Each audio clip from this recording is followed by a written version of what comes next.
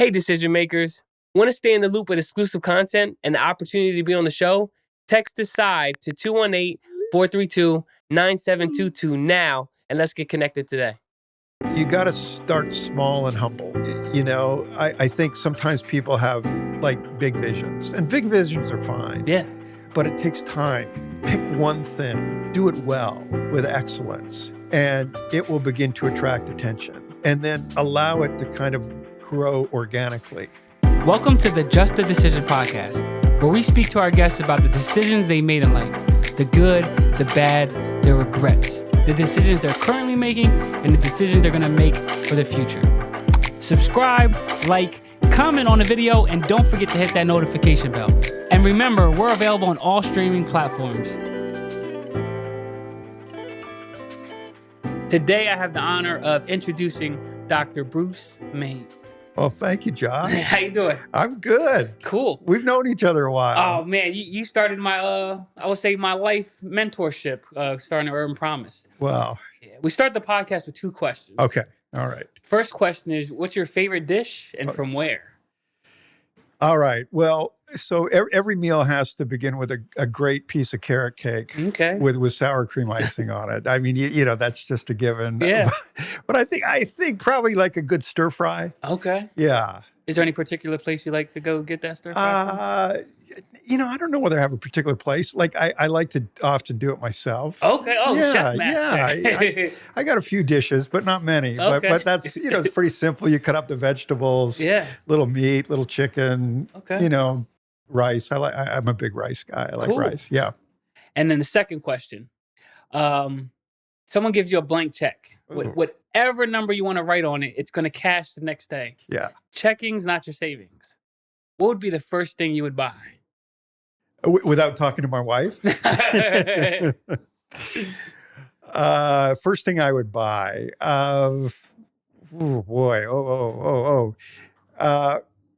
See, that's what I would want to do is I'd want to put a bunch of it like in a foundation. Okay. Like immediately. Yeah. And then that way I could, distribute it and help some of our different organizations out. Nice. But probably if you talk to my wife, she'd say pay off the mortgage. Okay. Yeah, that would be the first check. Cool.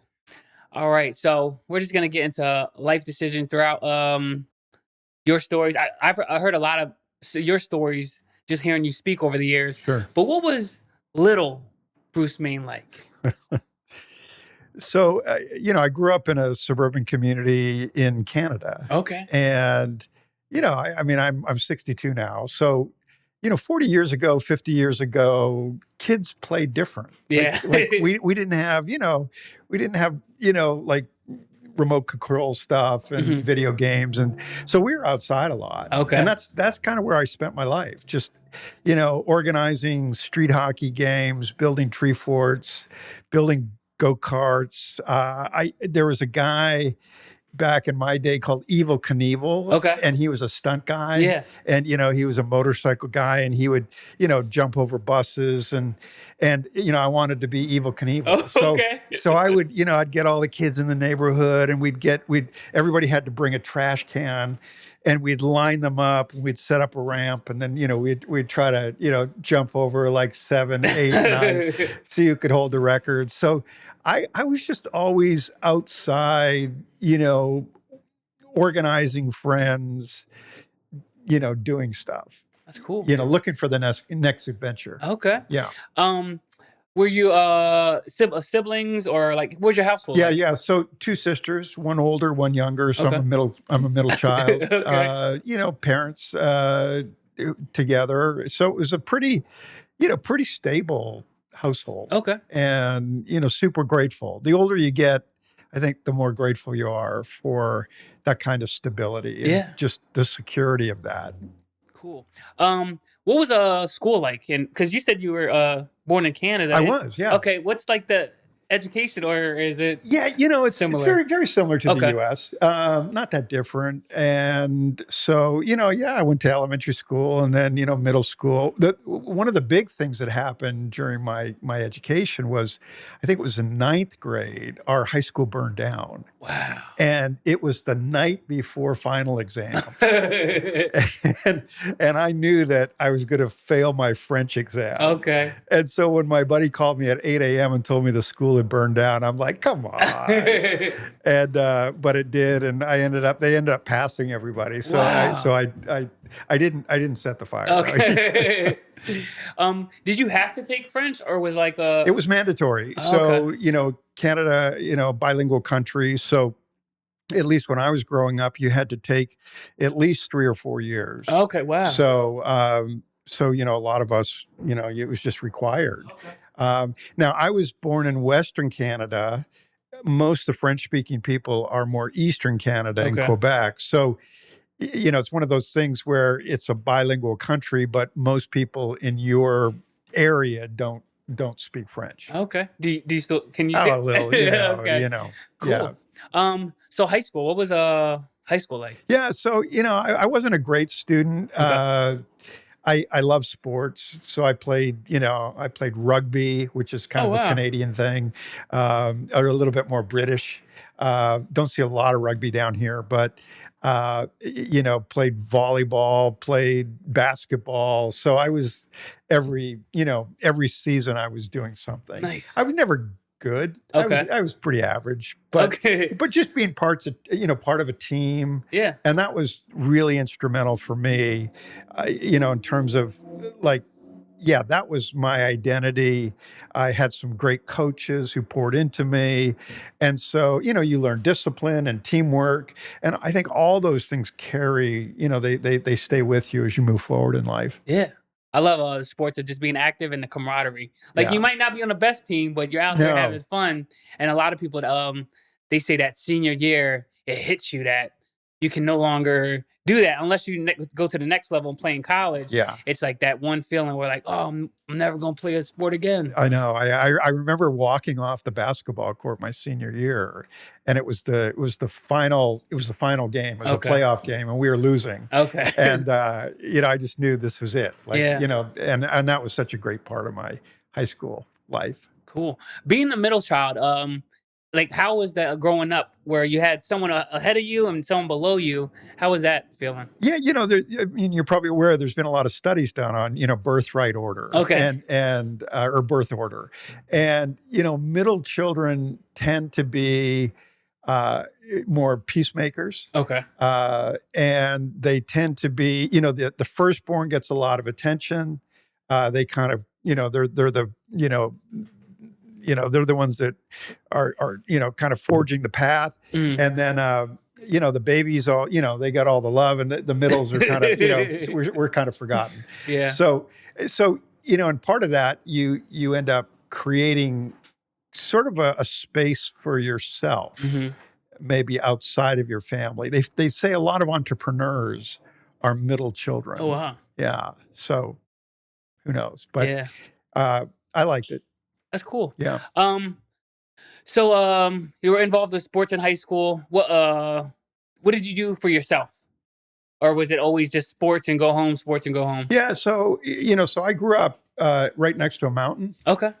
So I skied a lot as a kid. Wow. And, it was just like one of those things where it wasn't a big deal. Like Mhm. everybody did it Yeah. because I was like 5 minutes from the sky ride that took you up the mountain. So, I could come home from school, have a little snack, jump on the bus, go ski for 2 hours, come home, do my homework, and go to Wow. bed. So it was pretty unusual. And, and it was affordable too. Like Okay. it was, for kids during the week, it was cheap. So, I spent a lot of time. Nice. Yeah. I went 2 weeks ago, and now it's like $100 and something to it's go. Crazy. And the last time I went, I don't know if you remember this, but Mr. C took a group of us skiing, and I think it was one of the first groups. And I was 12, 14 years later, I was hurting. And then I was just, it was so many kids. that I guess do it now, like toddlers, infants. Yeah. And I'm just like, and that one time I fell, I was like, I'm gonna hurt one of these little Yeah, kids. So yeah. let me get off this No, it's mountain. you enjoy it though? It was cool. Yeah. It was different because I haven't done it in so long, so I'm Yeah. horrible. And the people I went with, they're just like, shh, Yeah, shh. yeah. And I'm like, wait for me. And they're like, we'll catch you coming down. Yeah. Yeah. No, it's a lot of fun. Great. So I did that. Yeah. Cool. So going into to high school senior year, I feel like that's where a lot of people figure where adulthood hits you. What was life like, or what were you processing graduating high school? Yeah. So a couple things. I took these entrance exams for university. Okay. And I didn't get the grades to get into the two public universities Okay. in Vancouver. So when I was a senior in high school, you might like this, I got involved in the stock market club. And there was a club on campus. And what happened was there was a brokerage firm in the city that gave each high school team a paper portfolio. Okay. So, you get $100,000, say, in paper money. Okay. And then, we would have to invest it in stocks. And so my dad had a friend who was a speculator. Okay. And What's that? he was a miner. Like they would go and they would, take samples of soil in remote part and then see whether there's like gold or copper, So he gave me some tips on some things. So we ended up investing in this one stock called Balmoral Mines, and it was $2 a share when we bought it. Okay. By the end of the school year, it was like $45 a share. Wow. So we win the competition. And, they gave us a trophy. And I thought, wow, like this is an easy way to make money. Mm. You invest 2 and you come back with 45. So I ended up after graduating from high school, rather than going to college, I worked for the stock exchange. Okay. So I was back then what you call a floor trader. So if you want to buy some stock, so let's say IBM, you want to buy 100 shares, you call your broker. Okay. Your broker then would call me, and I'm down on this, it's called the floor. Okay. Where all the traders are, and the broker sends me an order. And it says, buy 100 shares, for, the top is 99, the bottom is 95 or whatever. Okay. So then I go out and I try to find your shares. So I did that for a year. And, and I thought that's what I wanted to do, but it ended up the stock market crashed and I lost a bunch of money. And wow. Was it all paper back then? So it was a lot of filing? A lot of filing, yeah. Okay. So I would get in at 5 a.m. Okay. It was the Vancouver Stock Exchange. So there was like 1,200 companies on what we called the board. Okay. Every company had initials, like IBM. Okay. So every company up there had like a 3-letter. So like the ticker? Yeah. Okay. Sort of like, yeah. So they would be calling them down. Well, we had to memorize all 1,200 companies.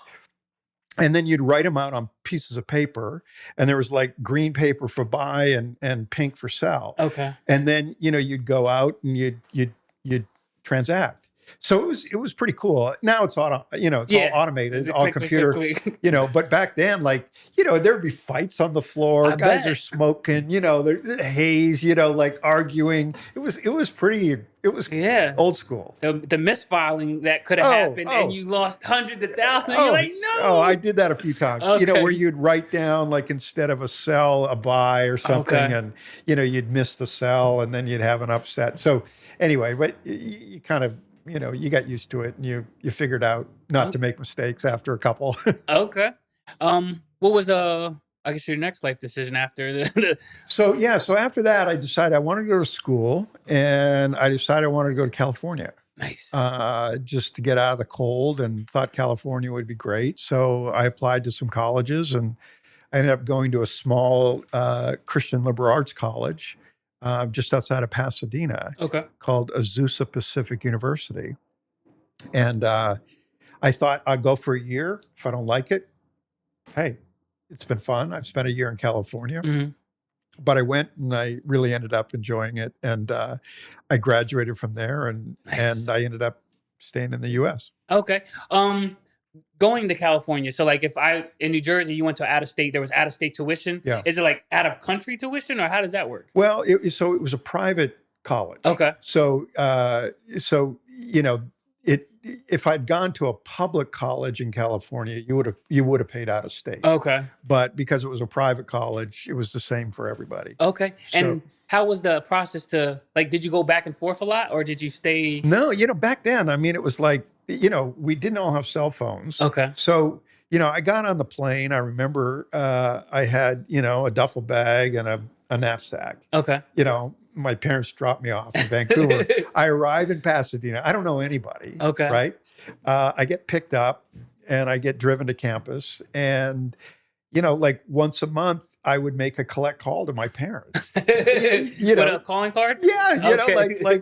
you'd stand in front of a phone booth, and all the other students would be lined up, and it's just so different now. Yeah. Because you're in contact with people all the time. But it was really, I would go home at Christmas, and then Okay. I went home during the summer for a couple summers. Actually, before I started coming out east. So, but it was, you're pretty much like flying solo. Yeah. What was the like? I guess the feeling of leaving home and then just going to college. Were you excited for it, or I was excited. okay? Not that I didn't love my folks, and Yeah. but I like again, I think it gets back to the middle child thing and wanting to create your own kind of new reality, Yeah. and just the adventure of going somewhere new. And I think it's part of my DNA. So I was ready to go, and I went, and California agreed with me. Nice. Well, did your older sister go to college too, or were you like the first? My older sister became a nurse. Okay. So she went to like nursing school, and my younger sister, she went into teaching education, but they both stayed locally in Canada. So Did your parents go to college or haven't? yeah, my mom was a nurse. My dad was a CPA. Okay. So he was an accountant. Yeah. Nice. Yeah. Cool. So what was like a private college like? What was the atmosphere? Well, it was small. Okay. So, there was maybe a couple thousand students. So it was almost like a big high school. Mm-hmm. And, but, tons of activities. I got super involved in all kinds of stuff on campus. I ended up playing on the tennis team there. Oh, nice. So I played 4 years of college tennis. And, it was I found what I wanted. I enjoyed studying, and I got involved with kind of, ministry stuff, mission stuff, started working with youth when I was in college. So, had a couple of good mentors. So, it was really, and it was small enough where, again, you got to know people, you got to develop deep relationships, but it was also big enough that it was diverse enough to, that wasn't just 30 people. Yeah, that's cool. Yeah, I went to school 30 minutes from my house. So just the fact of leaving the country is like, Yeah. I'd be a little, I'm good with people. I just be a little nerve wracking. Like I just can't go home whenever I want. You do great. Cool. So what did you study? Like, what was your focus? So interesting. I started as a business major, and then I switched to an English major, Mm. and then I double majored in English and theology. Okay. Yeah, and that was just, again, it was one of those things where the most interesting professors, I'm paying all this money, and I put myself through college, so Nice. like I'm going like, why not take classes that really are interesting? Mhm. And so, there's a couple of really great English teachers, literature teachers, and then, the theology department I found was really interesting as well. So kind of thinking about faith and philosophy, and and that, I never realized that was an interest for me Mhm.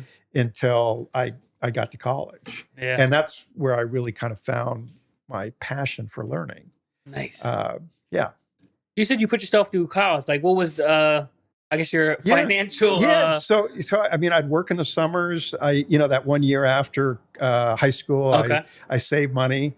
And then, I got some scholarships, and I worked on campus, and I became an RA, and just Life whatever worked I out. could, you just kind of made it work. Yeah. But yeah. Yeah. So you said, did you say theology or philosophy? Well, theology and philosophy. Okay. Yeah. Yeah. That was the first class I had where the teacher challenged you, Yeah. not disrespectful. He Right. just wanted to see your thought process. Yeah.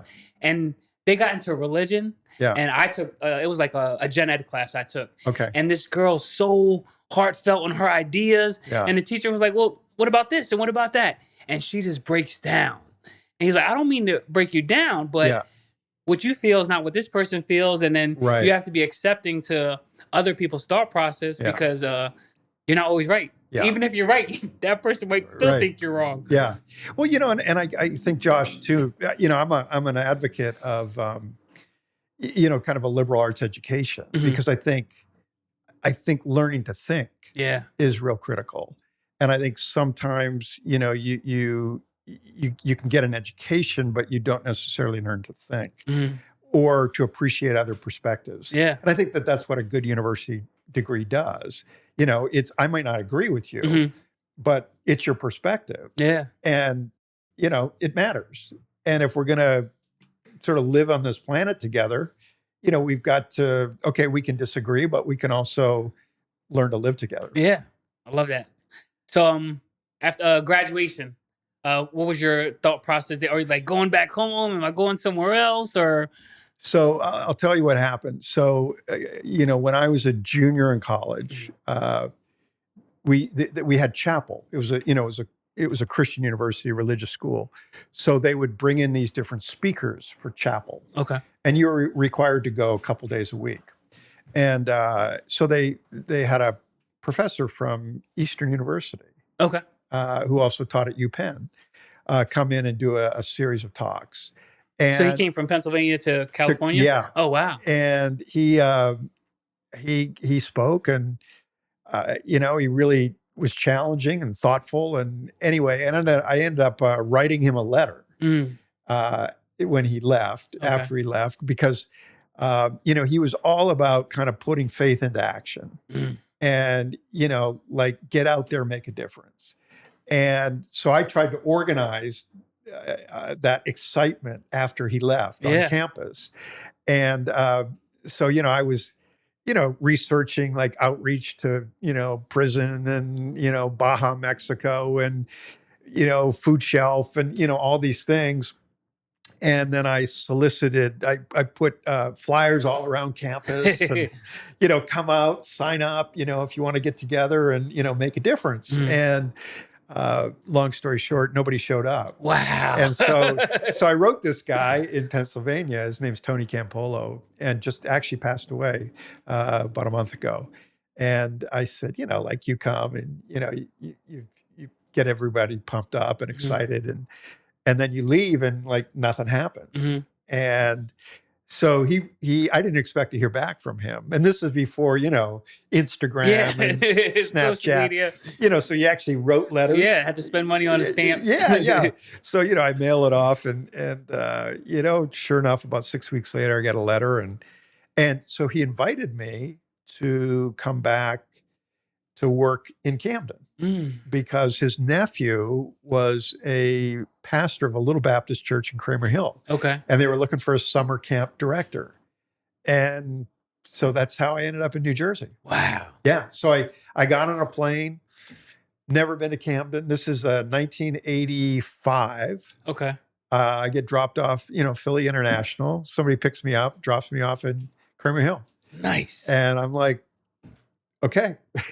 So once you left Canada, you never went back. Well, not to live. Okay. Yeah. I mean, I'd go back to visit, Okay. but never went back to live. Wow. So Yeah. Cool. Yeah. So you went from one country to another, and then from one coast to the other coast. Yeah. Again, what was that feeling like of relocation? Well, again, getting back to, I don't know. I don't mind change. Mhm. And it was, you're in your 20s, Yeah. and it's like, you want to see the world and see other people and experience different cultures. And So yeah, I'd never been to the East Coast, and you know, again, land in Camden, New Jersey, and start a summer camp, and I loved it, you Nice. know. And what really struck out to me, Josh, was like, I mean, we didn't know what we were doing, right? But all of a sudden, you got 150 kids showing up to your summer camp, Wow. and because they don't have anything else to do, and that was sort of like when the light went on. Mhm. Like, it's like, wow, this is really needed here, you know, Yeah. because most kids are not going, you know, to the Jersey Shore for the summer, to the Poconos or tennis camp, Mhm. you know, and so you've got 8 weeks, you know, between the end of school and the beginning of school, and you're kind of idle. Yeah. So why don't we step into that void and do something positive for kids? So that's Nice. what we did. So when he asked you to come, was there any like training or interviews? It was just like you said yes, come on over. Yeah, no training, no interviews. Okay. And what was funny was this guy Tony. Mhm. He had promised me 10 staff Okay. when I got here, Uh-huh. and I get here and there's no staff. Wow. And the church didn't like the pastor. Okay. So, and the summer camp program was the pastor's idea. Mm. So they didn't want the summer program either. So, you know, I'm 22, 23. I step into this total mess. And so I call this guy, Tony. I'm like, hey, Tony, you know, like you promised me 10 staff. Camp's supposed to start next week. You know, I don't have anybody. And he's like, come with me. So he was speaking out at this big Christian festival out in Pennsylvania called the Creation Festival, which is like this Woodstock. Okay. 30,000 people. Wow. And, you know, they got bands and speakers and stuff. And anyway, I go out with him and he speaks and he says, you know, this guy is starting a camp on Monday and he needs volunteers. Pack your bags and go talk to him. And so you got to picture this. I'm 22 years old. I'm in a cow pasture in central Pennsylvania, and there's 300 people that all want to come. Wow. And so I started saying, hey, go home, pray about it, call me Monday. Okay. And 10 people showed up. Wow. So, and that was how this all started. That's cool. Yeah. So being in Cramer Hill and Camden at the church, what was like the feeling of running a camp, being in charge of, because 22, 23 is a young age to be like a leader of a group of people. Yeah. No, and it was, you know, and I mean, a couple of those staff, I mean, they were in their 40s. Wow. So, you know, you're 22. And one of them was actually like, she was nuts. Okay. So I had to fire her. Okay. Like 10 days into the summer program. You know, so you're 22 and you're firing a 40-year-old who's a volunteer. And so, you know, those are like leadership lessons, right? Yeah. And I'd never had to do that. But, you know, you kind of learn on the fly. And, you know, the responsibility too of, you know, waking up every day and knowing that 150 kids are going to show up your doorstep, and you got to have food and you got to have programs and structure and, you know, and who's doing what and who's singing the songs and who's doing the skits. So it was a crash course in management and leadership. And, you know, I mean, again, you look back at it, you go, you couldn't pay for that. Yeah. Like you can't learn that in textbooks. No. And so there was no training. There was, you know, it's like, here, go do it. Okay. Yeah. So I know you have doctor in front of your name. Did you get your master's? I did. Okay. So when did that come into play, going back to school and furthering your education? Yeah. So I was, after college, you know, I was coming back here in the summer to New Jersey. I would go back to Southern California for a couple of years, and I started my master's. And so I'd work on that during the school year and then come here in the summer. Okay. And then in 1988, got married to my wife, and she was a student. She was a master's student. We met in grad school. Okay. And our honeymoon was driving across the country in a U-Haul truck. Wow. And landing in East Camden to start UrbanPromise. Nice. And so, and then when I got here, that's, you know, started UrbanPromise. And then a few years later, I got enrolled in a doctoral program at Princeton Seminary. And that's, you know, I was working on that and also running the organization. That's awesome. Yeah. Where did the I guess the spark to start I guess you started working at a camp, and then you said, "I want to create an organization for youth." When did that start? Yeah. So people ask me that sometimes, and it's an interesting question because never really had a vision for what this has become, Yeah. and it was always sort of survival. Like how are we going to survive this day at summer camp? Yeah. When you got a call from the city saying the food's not coming, right? Wow. Or one of your staff's out sick or whatever. So you're always kind of dealing with that chaos, and then you don't have enough money to make payroll, those kinds of things. But things just sort of developed organically, and the program. Yeah. So we started with summer camps, and then realized summer camp's not enough. It's got to be year round. So then we started after school programs. So now a kid could be involved 365 days a year. Yeah. And then those kids grow up, right? So those 10-year-olds are now 13, 14. Camp's corny. They don't want to come to camp anymore. And they've kind of aged out. So what do you do with your 14, 15-year-olds? And, there's no jobs in the city, especially back then. And so we said, oh, well, let's hire these kids as leaders. We'll call them street leaders. You were one of them. Yeah. And then, staff start coming in and they say, we're tutoring kids after school. So-and-so is 2 grade levels behind in reading and 3 grade levels behind in math. I just can't catch up, with tutoring after school. So we started school, and then we had, with the street leader program, we're the largest private employer of teens in the city. And so we're hiring about 100 teens every summer to, be camp counselors and stuff. And began to realize there about 20% of those kids weren't graduating. So it was like, okay, it's great to have a summer job, but if you're not graduating from high school. So then we created the academy.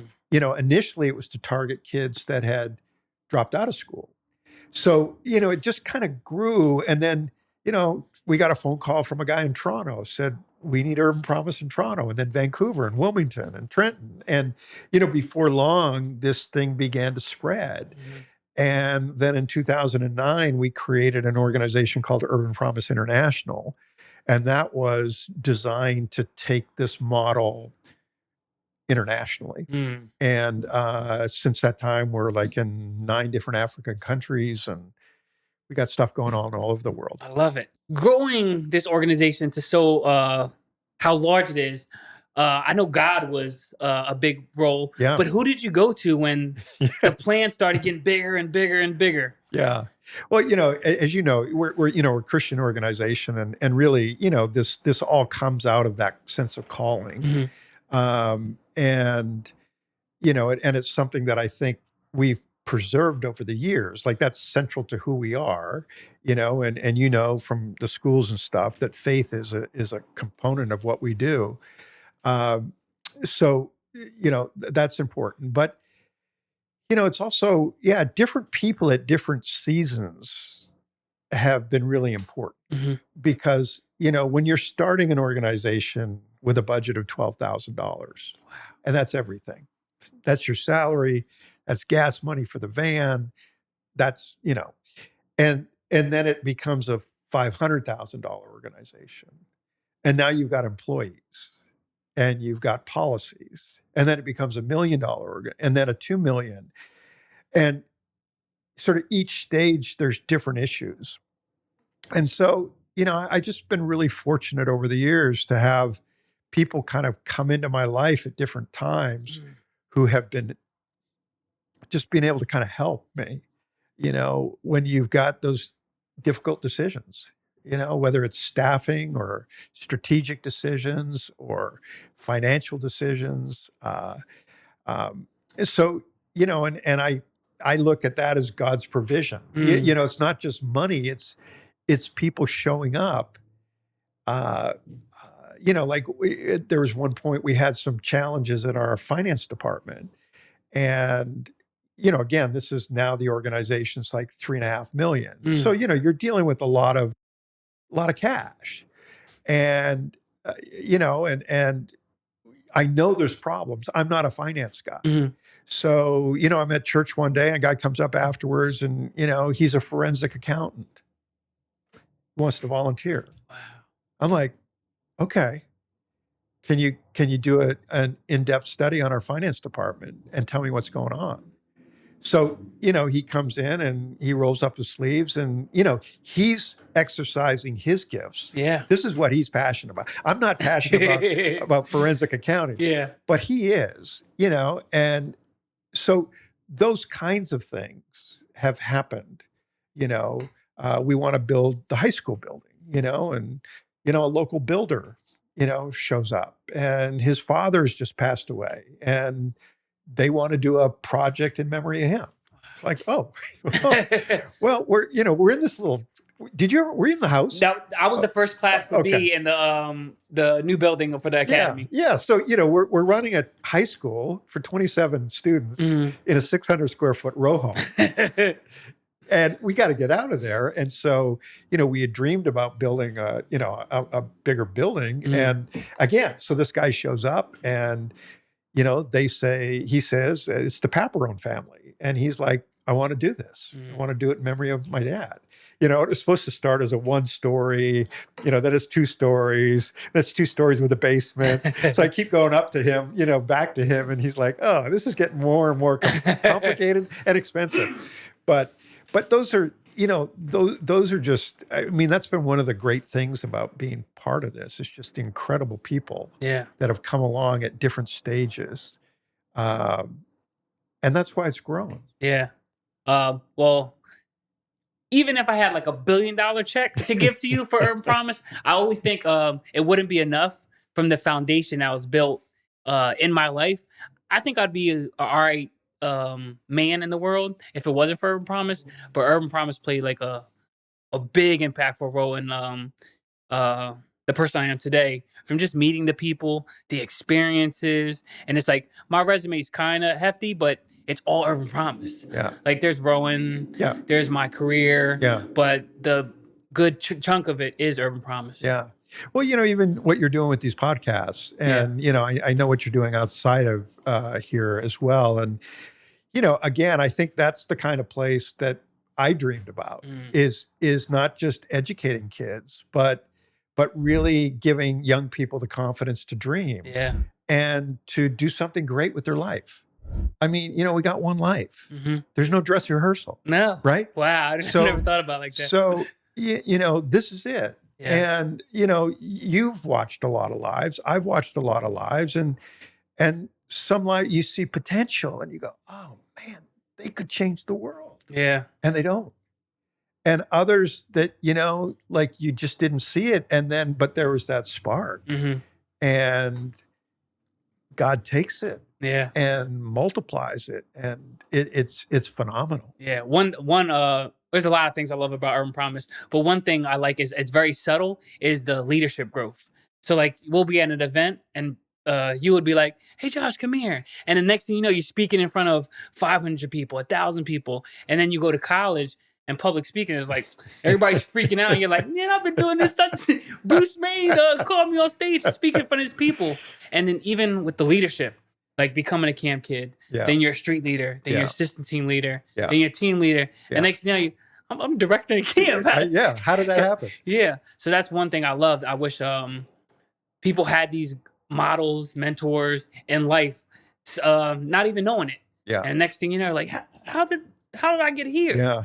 Well, that again, when you look back to the original mission of Urban Promise, it was really about leadership development because, if we were going to change communities and neighborhoods, it was about people, and it's about young people. Yeah. And that's what I love about the Street Leader program is not just the skills that you're developing, which you developed. Yeah. But it's also, I'm doing this in my community and I'm making my community a better place. And I think that resonates deeply, with young people that are looking for purpose, looking for meaning. We're all looking for purpose and meaning. Yeah. And so, when you can tap into that and channel young people to see that, that's profound and powerful. Yeah, cool. So, with I know you're an author. Yeah. What got you into starting to write books? Well, you know, I was an English major, Okay. right? Yeah. You know, and when you look at the Forbes 500, like the least relevant majors Uh-huh. in college, English like ranks like down Okay. there. But it's funny, you learn to write, Mm, and I read a lot of stories and novels and critiqued them and what makes a good story, and then I start this work, and there's so many amazing stories, like really. yeah. We just don't see them. And so, you know, I began to kind of try to capture those, looking for the stories, developing the stories. And so that was a piece of what sort of got me writing. And for me, it's a function of a lot of things. One is it's part of my job, Mhm. because as a leader, what we do is we tell stories. We try to paint an alternative future that people get excited about. Mhm. And usually that's communicated best, I think, through story. Yeah. So when and stories connect us, Mhm. and stories have truth. Um, so that would be one piece. The other piece is, for me as a Christian, within the Catholic tradition, there is a writer, thinker called Saint Ignatius, and he actually founded the Jesuit Okay. tradition, and he had sort of this exercise. He called it the examen of conscience, which his idea of prayer was not, just like read off your 10 things that you want God to give you, but his idea of prayer was at the end of the day, sit down and reflect upon each moment, Mm, almost like you were going through a film clip, yeah. and kind of asking yourself, was I present to God who was present to me? Mm, And start looking at these encounters, the hugs from the kids, or this meaningful conversation that just happened in the parking lot that, wasn't part of your agenda for the day. Or, an unexpected check arrives when I'm 3 days from payroll and I need $9,000, and a $10,000 check lands on my desk with a little note that says, "Hey, I heard one of your kids speaking. You should probably want commission, right?" But stuff like that. And it's yeah. like, those are stories. And they're stories of hope. They're stories of faith. And I don't know. I just feel like it's such a privilege to try to capture those. Yeah. And so, I've tried to capture those and then put them into books. I sometimes see patterns and themes, Mhm. and then try to put them into a cohesive book. But I've written a number of books, and I like the discipline. There was a writer who said, artists are people that taste life twice. Mm, I love that quote. yeah. So, you and I are having this experience right now. And then tonight I go back and I journal about it, or I reflect on it, and I'm tasting life twice. It's awesome. Isn't that good? Yeah. So, It's got to be like a superpower to just go back, I guess, in time and not relive it, but re-experience it. And it's, oh, that made me feel real good. right. And then also kind of asking yourself, was I attentive to the moment? Mm, Like, was I really present? yeah. And sometimes it's like, no, I wasn't as kind as I could have been. Hmm. I wasn't as giving. And Yeah. so that's part of the spiritual dynamic of it is sort of the reflective process, you know. So anyway, Nice. yeah. That first book, was it difficult, easy? Did it take a while to? Yeah, it took a while. Okay. Yeah. Um, my first book was called If Jesus Were a Sophomore. Mm. And basically my thesis was, if Jesus was in college, like what would his life have looked like? Yeah. And so trying to kind of imagine that, and then apply it to, because I've worked with college students for Mhm. years, and you've met many of them, Yeah. interns that have Mhm. come here. So this it's a unique window of life, I think, and students make a lot of really critical life decisions, I think, during those young adult years. Mhm. So that was kind of the present, the premise of the book. Okay. Yeah. Um, I know you have a lot of stories. Yeah. I don't want to put you on the spot, but what's one that the people listening and watching right now that resonates with you that you could just think of right now? So years ago, we used to have a gospel choir, Okay. and we would take the choir to different churches, and the kids would sing, and I'd preach, and So one day we're out at a Presbyterian church, and afterwards this older lady, Mabel, and she comes up to me and she goes, "Hey, there's a young woman in the choir, one of your sopranos. Tell me about her." And I said, "Oh, that was Shonda." And she said, "Tell me about her life." I said, "Well, she's just graduated from high school, going to college." And this woman was like, "Well, do you think she could use a little help once a month, with book money or bus fare or whatever?" And I said, "Well, I'm sure she's a college student, like we all need money." And so this woman, she starts sending $50 a month, and Shonda goes off to college. So we'd come through UrbanPromise, we'd shoot her off, each month. And when she started coming back on breaks, she would go visit Mabel and bring her up to date. So anyway, they developed this sort of friendship. And so one day, this is, 8-9 years later, I go to visit Mabel. She's in Cherry Hill. And I pull up and I walk up to her front door. I knock and no answer. I knock again, no answer. I'm walking back to the car, and the neighbor comes across the lawn and says, "Mabel was going to church last Sunday, and she had a mild stroke. She got disoriented, and she drove over the bridge and ended up driving around North Philly until her gas ran out. And the police found her disoriented. She's up in a convalescent home in Cinnaminson." So I get the address, and I go up there and I check in at the front desk, and I go down to room 106, and there's Mabel, and she's happy to see me, but all she wants to do is go home because her cat's at home. And but she's just really down and kind of depressed, and so I would come up and I find out that she likes Boston cream donuts. So I'd stop at Dunkin' Donuts on Route 130, and it was funny. I'd bring her a Boston cream donut, and then one day the nurse pulls me aside. She says, "Reverend, every time you leave here, I go check her sugar, and it's like way off the chart." I didn't realize I was killing her, And so anyway, I had to go away for a couple of weeks, traveling, and I go away and I come back. And I check in, I go down to room 106 to see Mabel, and she's not there. And I, go down to the cafeteria, she's not there. So I found one of the nurses. I'm like, "What happened?"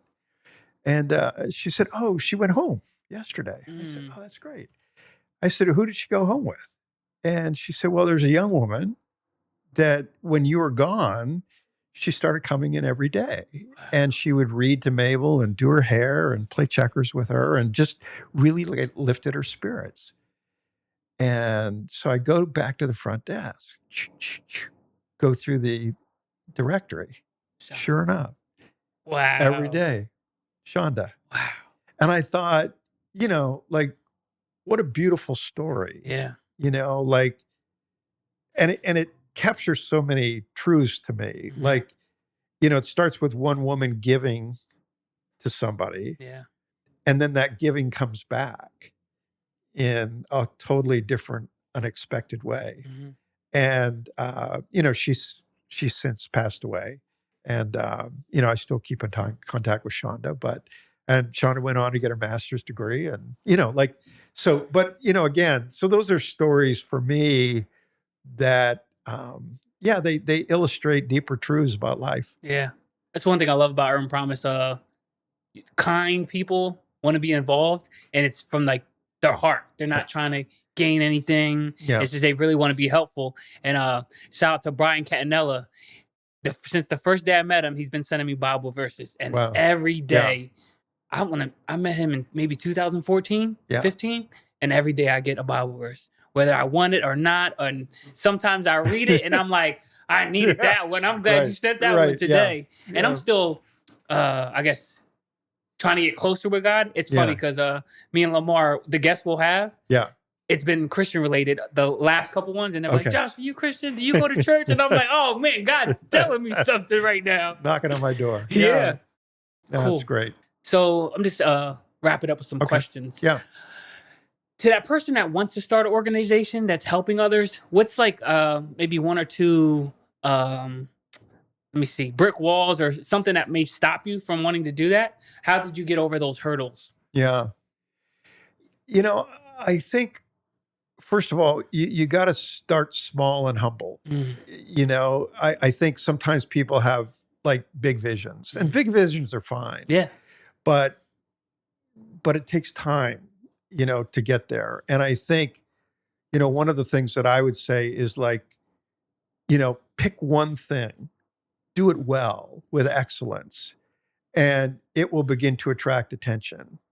And then allow it to kind of grow organically. You know, I look for opportunity. Mhm. You know, I mean, I drive my staff nuts sometimes. I'm not a strategic planner. My strategic plan is more value centered. Mm, Here's my values. This is what we're committed to. We're not going to violate these values. But when we see opportunity that aligns with those values, let's take it. And that's more of an entrepreneurial kind of mindset. mhm. And so, but and sometimes it takes it takes a while to germinate that first idea. I mean, I love reading like biographies and stuff about startups. So Mhm. I just finished the one on Netflix. Okay. You know, and again, you know, they start with like these discs, Yeah, right? DVDs. I And remember ordering them. you know, and the founder is like, you know, like he's in there like stuffing envelopes like during the early days. Wow. And you know, now it's, you know, this huge company that, Yeah. you know, produces shows and everything. But, you know, it starts in a little, you know, rental facility in San Jose, California. Wow. And, you know, him and a couple of people are stuffing, you know, and they're, you know, the price of, you know, postage goes up and their margins shrink. And, you know, like they're going to shut the door. And the idea is, you know, like all that stuff. But Yeah. it starts somewhere. And I think that's the other thing. At some point, you've got to start. You know, Nice. and I mean, one of my big visions right now is we're building a university in Malawi. Okay. Okay, Wow. so it's kind of a big thing, Yeah. and we've now got 7 high schools in Malawi. We're educating about 4,000 kids a day, graduating about 700 kids a year. Mm. But there's no place for those kids to go next. So you know, like we've got this idea, and you know, I want to start.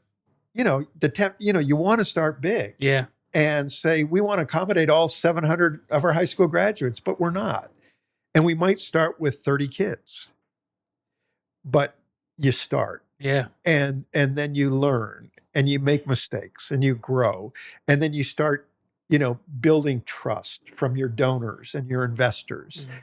And I think, you know, at the end of the day, it's really all about trust. You Yeah. know, it's people trusting you, people trusting your product. And, you know, that's for me, one of the things about Urban Promise. I think, you know, people, when they think of us, you know, hey, there's a group that's making a difference. They're not just talking about it. Yeah. And, you know, they hear stories from young men and women like you. And, you know, that's what we do. Cool. Second question is going to be what's your favorite Bible verse and why? Oh, wow. There's one in the book of Micah. Mhm. You know, what does the Lord require of you? Mm. You know, do justice, love mercy, and walk humbly with God. And I think that kind of says it all. You know, not, you know, speak about justice and write about justice. I'm not saying those aren't bad, but do justice. You know, love mercy Mm. and walk humbly with God. And for me, you know, if I can kind of keep centered on those 3 things, I think it's going to be okay. Yeah. That's cool.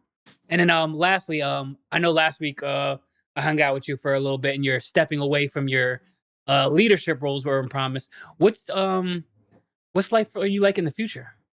Yeah. So so what I'm doing is I'm trying to step back from the day-to-day management of Camden, Urban Promise Camden, because I just feel like, again, I've been doing this for close to 40 years. And I think, it's you got to move aside at some point and let the Yeah. younger generation, you know. So I'm still involved, and I still want to sort of mentor and encourage and uh, but the heavy lifting of the day to day stuff, like I've tried to pass that off. What I'm focusing now more on is identifying young entrepreneurial leaders Mm. and helping them launch organizations in their countries. Okay. And so that's what I feel at this stage of my life. That's what I want to do. I don't want to be running stuff anymore. Hmm. But, if there's a young woman from Malawi that comes and says, I want to go back and start a school for girls, it's like, okay, let's talk. Wow. Okay, what's the plan? How do we come up, get some seed capital for you? What's your program going to look like? How are you going to develop your team? Like that's fun Yeah. at this stage in life. And that's what I want to do. And that's kind of where you begin to see that exponential impact Mm. where, one person goes back and they start an organization and now they're impacting 500, 600 kids. And another person goes back and they're impacting 1,000 kids. And so, you begin to see, I call it the promise effect. I love it. You heard of the butterfly effect. Yeah. Yeah. Well, the ripples go out and, and it's really a beautiful thing to be part of. Awesome. Yeah. Well, I thank you for taking time out of your busy schedule. The joy. Um, Hang out with you. Cool. If someone listening or watching wants to get in contact with you, and like you said, how sometimes that check comes on your table, Yeah. and you don't know where it came from, how Yeah. could they get in contact with you? So a couple things, we have websites. So there's a website for Camden, UrbanPromiseUSA.org. And then there's a website for our international work, which is UrbanPromiseInternational.org. So, people can log on there and everything's on there, and my email address is on there and phone numbers and addresses and all those things. So yeah, if anybody's interested in talking, I'd love to, Cool. love to chat further. Is there one final message that you'd like to give to the audience listening or watching right now? Oh, wow. Well, I think for me, it's just about, it's about investing in people and, loving people. Especially right now, I think our country, our world, there's lots of division and despair. And I think, just